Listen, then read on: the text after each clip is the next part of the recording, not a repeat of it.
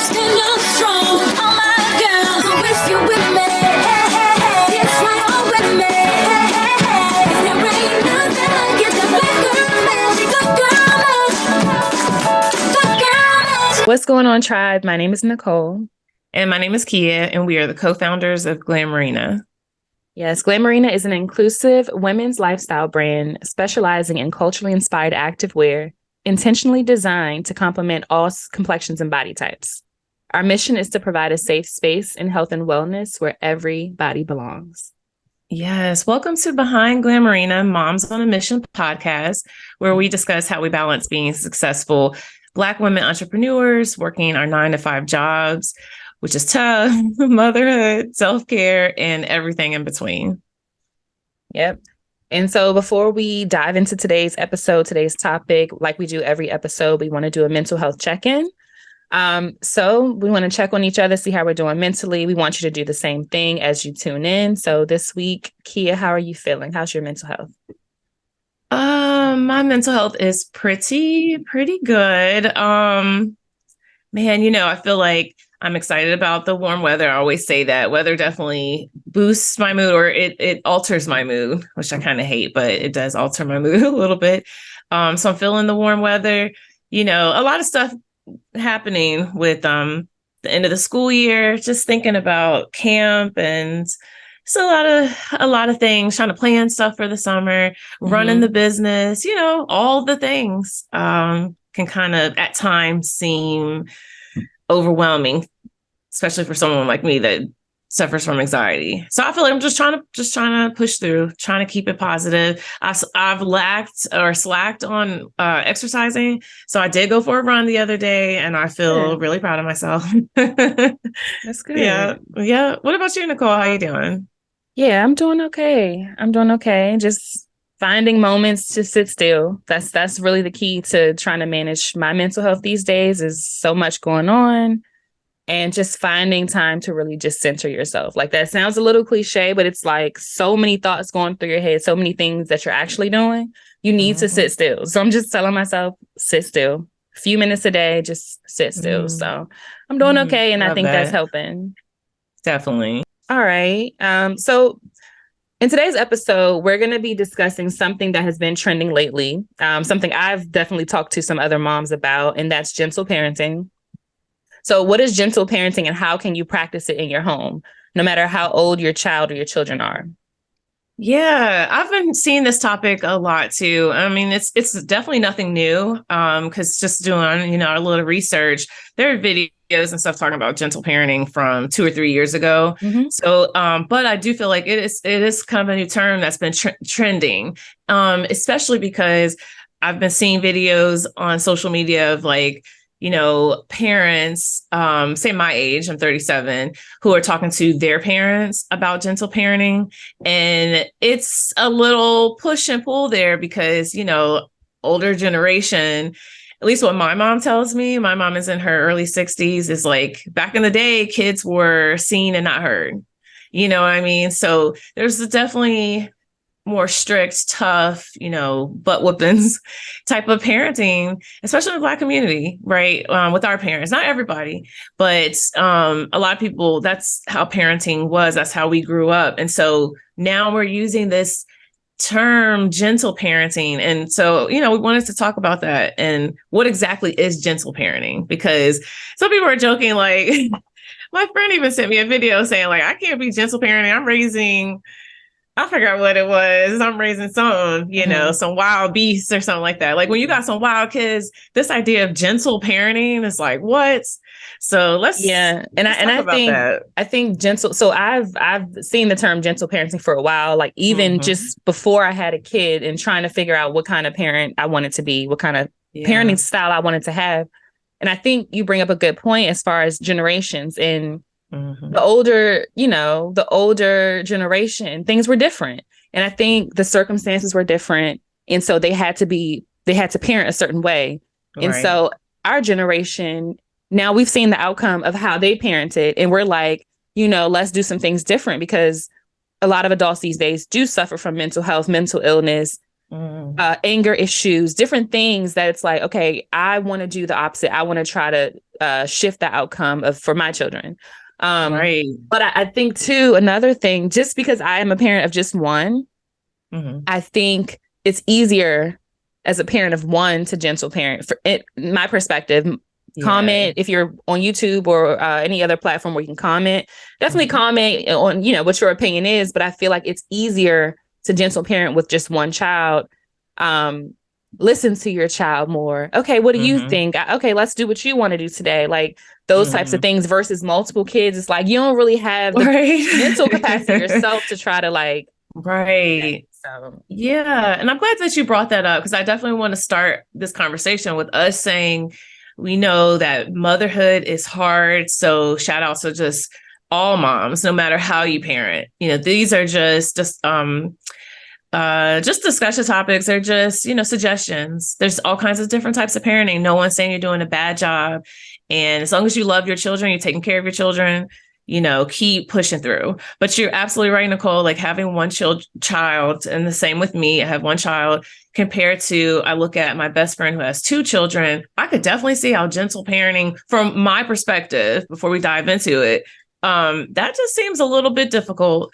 If you have, one child's like very high energy or rambunctious, or you have one that's quiet and shy. I mean, you have to balance different personalities also. And the whole idea of this gentle parenting is, it's talking to your children.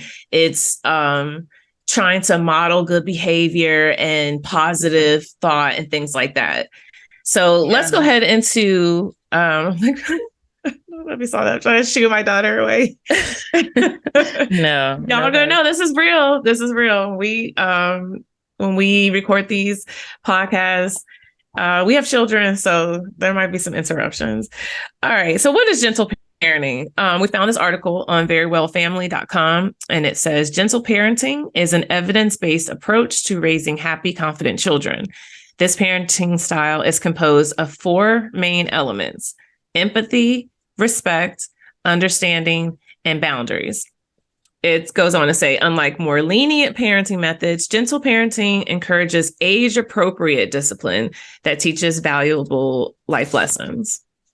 All right. So the idea is, here's an example. While gentle parenting parents discipline their children, the goal is to teach the child rather than punishing them for their behavior.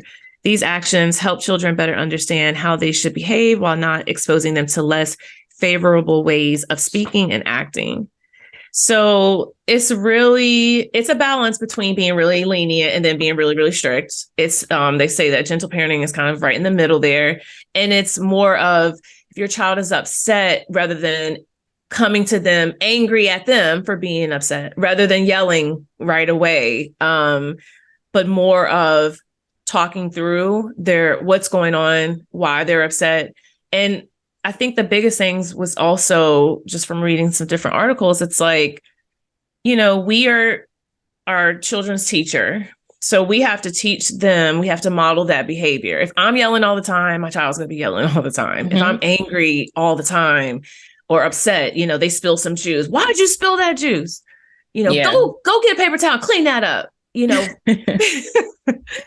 And it's hard. I gotta say, Nicole, reading some of this is like, I do feel guilty because I have caught myself like yelling a lot in my home, as a parent, even with my one child. And it's, I feel really bad, like at the end of the day. And a lot of times I go back to my daughter, she's 8, and I have apologized. And I've let her know, mommy's having a bad day or having a bad morning. So I'm able to do that. But I feel bad at times for yelling because I see her responding to situations. Gentle parenting is like, we're trying to teach our kids how to respond to, right? How to self-regulate your emotions when you're upset.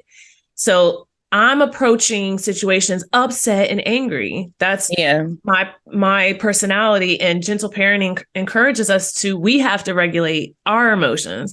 So I'm upset and angry and I'm yelling a lot, and I'm seeing that in her. Yelling and getting really frustrated. Yeah, you definitely have to be conscious of the behavior that you're displaying. Like, even if you are upset and mad, and this goes back to, I think gentle parenting is just about treating your children equally, right? Yeah. So if imagine your child was another adult and Mhm. you're talking to her like that. It's gonna be a problem, right? You talking to another adult like that, y'all gonna be fighting, y'all gonna be getting into it. So I think about that a lot when I'm parenting. I've rarely raised my voice. I rarely get upset. I mean, it has to be like a bad situation, or there are your moments where you're overwhelmed, you're overworked, you're tired, you're hungry, whatever, and you might get out of pocket just a little bit. But for Mhm. the most part, I've always felt that way. Like, I'm going to talk to my child how I want to be talked to.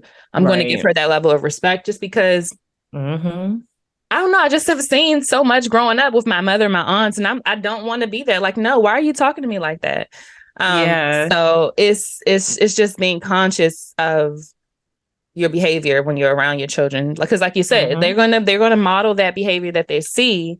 Right. Whether they're gonna talk back to you like that eventually, or they're gonna go to school and talk to the teacher like that, or Mhm. whatever. And it's just gonna be Mhm. it's gonna build over time, and then they're gonna be this angry person.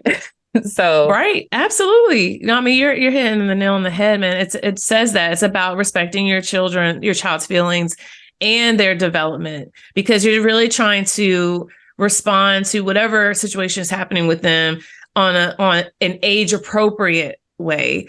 A mhm, 3-year-old is going to knock things over. mhm, A 5-year-old or 6-year-old, even 7, they're still learning how to regulate their emotions and process. And we can't look at them as little adults. They're mhm, not. They're children. There's not little adults. They don't a lot of times understand, or something happened at school and they've held it in all day, and then they get home, they're crying. I have been really trying to, and I'm a teacher, so I have some training in child development, to be able to recognize where some of the emotions are coming from. If she's crying a lot, and my daughter is emotional, hungry, tired. Sometimes she just needs extra hugs and stuff. And it could be because somebody was picking on her earlier in the day. And you don't really know that, because they're unable to, at different age stages, not fully articulate to you or communicate with you of like what happened to them during the day, yeah. But even when you think about adults, sometimes we don't do that either. Sometimes Absolutely. people,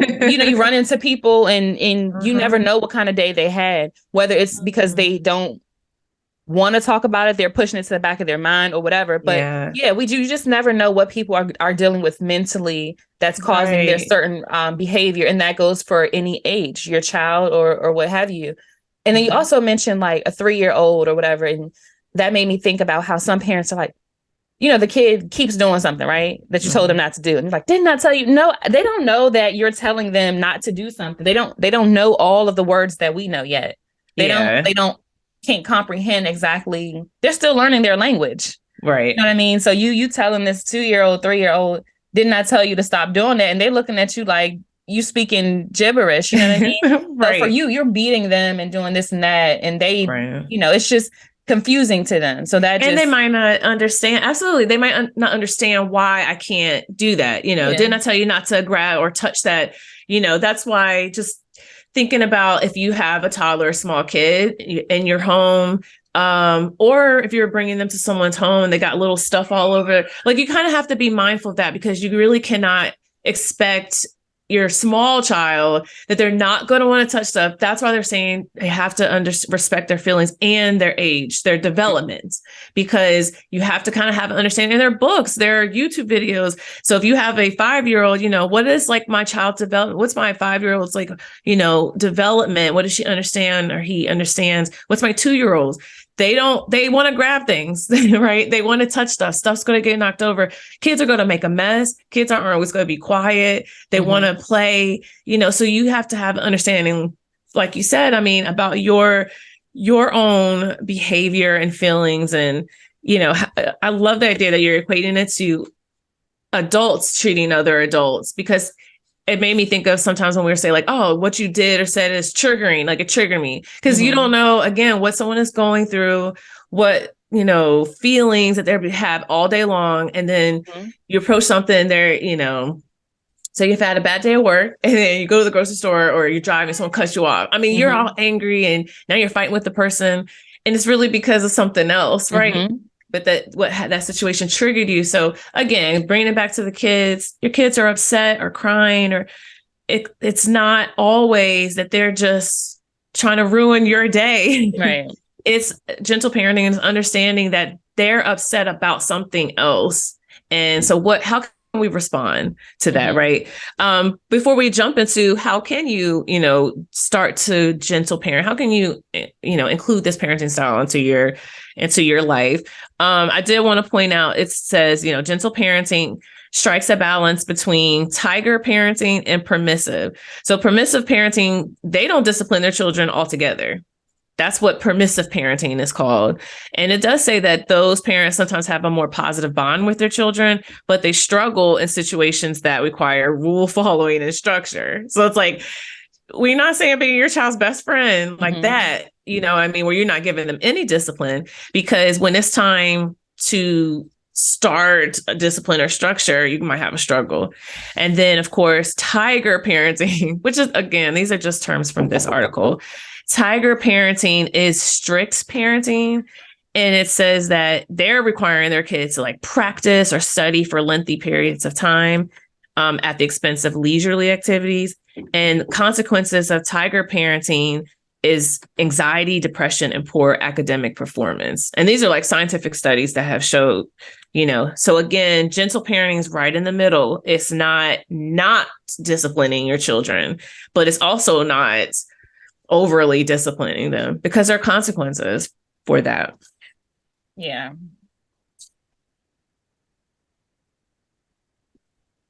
Okay. So do you want to go into, I guess we're going to do tips. Yeah. If people want to incorporate gentle parenting after just listening to this discussion about what it is, where it falls in lines of the different parenting styles, we can go through some tips and, how you can incorporate gentle parenting. So number one, comment on the action, not the person. So it says, try to separate the action from the child when you speak. It's a difference between responding with, you're mean to your sister and replacing it with, I don't think your sister likes it when you do that. So just trying different things to separate the person in the action. Let's try something else and see how she responds. So it says this helps to emphasize that mistakes happen to all of us, but they don't define who we are. They're a natural part of life and learning. A natural part of life and of learning, and shouldn't trigger shame as we practice doing the right things. I like that. Comment on the action, not the person. Okay, that's good. Another tip or, a suggestion of how to incorporate gentle parenting into your household: model all kinds of kindness. Use kindness towards yourself to show your child how to be curious and compassionate about their own emotions. If you're tired, use the opportunity to share what self-care looks like to you. You can say, oh boy, I'm tired today. A nice shower would make me feel more rested, and I will go to bed earlier tonight. You'll also be modeling how your child can treat themselves and others in times of need. I really like that one, because there have been times where Layla wants to play and I'm tired at the end of the day. And we get into a bit of conflict sometimes. And so I'd like the idea of maybe showing her, maybe talking to her a little bit about my day, because I asked her about her day. And then letting her know, because of all of these things that mommy had to do today, I need to relax my body. I need to take a hot shower. Let's relax. Let's paint our nails together. I mean, something that again is showing self-care, and how to take care of yourself when you're tired. To model that it's okay that sometimes we're not going to be able to play. We're not going to always be able to have fun. Every day isn't fun in that manner, because we have to do some other things. Yeah, I like that too. So another one is swap commands for an invitation to work together. I like this. I try to do this myself. So this can be as simple as changing the format of your demand to a question that encourages your child to work collaboratively with you. So while demand might sound like tie your shoes, gentle parenting, and a gentle parenting alternative would be, should we tie our shoes so we don't trip? So I like that. It's more so not talking at them in the sense where it's go wash the dishes.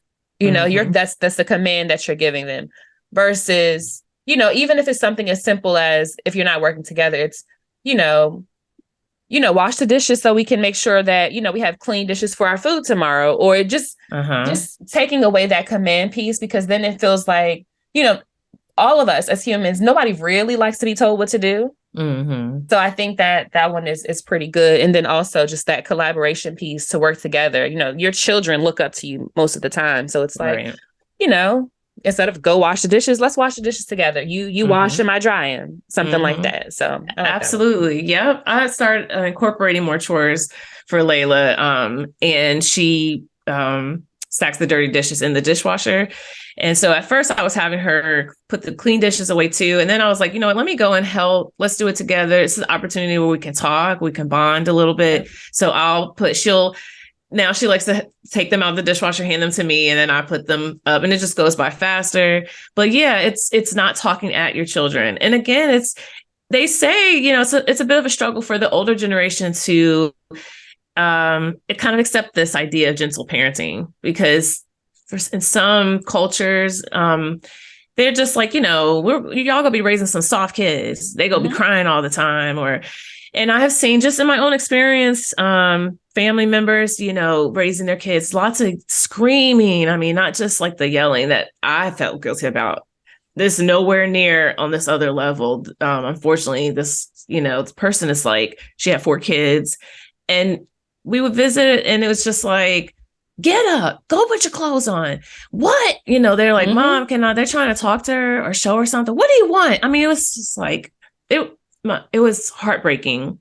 Yeah. And if you think about it too, like that's, and I hate to say statistics if I don't have the actual statistics, but a lot of Black families still have that in their household, that parenting style. Right. Yeah. And so your child is going to go into the world feeling like, if I'm not loved at home, because I don't feel loved if you're talking to me like that, whether you know it or not. And a lot of those children might go and perceive to be hard or gangster or whatever when they go out into the streets, because they're talked at so hard, but deep down inside, they feel hurt. They don't feel loved. They feel broken. And then they go out to, it sets your life track up in a certain way. So you're not making them harder by screaming on them. You're actually breaking them down, because you're the person who gave birth to them. They're looking to you for love. Yeah. But you're talking to them like they somebody off the street. Like crazy. No, absolutely. You're right. I mean, I know that might be hard to let go of, but you're right. You're not raising tough children by being tough on them all the time. There has to really be a balance, because what you're actually doing, unfortunately, guys, studies have shown this, generations. There's scientific studies out here that is proving that when you are hard and yelling at your kids a lot and stuff, you are increasing their chances of having depression, anxiety, not being able to just regulate their emotions. They're going to have a difficult time in relationships and in situations at work. I mean, they're going to have time in terms of dealing with people, dealing with their feelings, learning how to appropriately respond to situations. We are our children's teachers. We have to teach them how to, what we want them to be like in the world. And we don't want them to be out here yelling and screaming, getting angry at every little thing, and they would never have, healthy relationships. So I think it's just important. Again, we know all moms, especially when you have multiple kids. Here we are, we're talking as parents with one child. I know that having 4 kids could be a lot. I can't imagine. So I get being upset. I get screaming, and it's just like, all we're saying is consider a different style of parenting. Is it possible that you could start to, maybe when your kids come to you, not just, what do you want? I mean, is there something else that you could say? Yeah. And again, with just about anything in this world, balance is the key. Yeah. So if you want to talk to them and incorporate a little bit of hardness, because at the end of the day, the world isn't peaches and roses, right? So, you can expose them to that if it gets to that point, because then they get to see multiple sides of what they're going to expect in the world, but everything is about balance. So if you're going to scream on them and beat them, make sure you also talk softly to them and hug them. You know what I mean? So just having that balance, so they they feel they have that wholeness, you know what I mean? Mhm. Versus just that one side, and which is the bad side.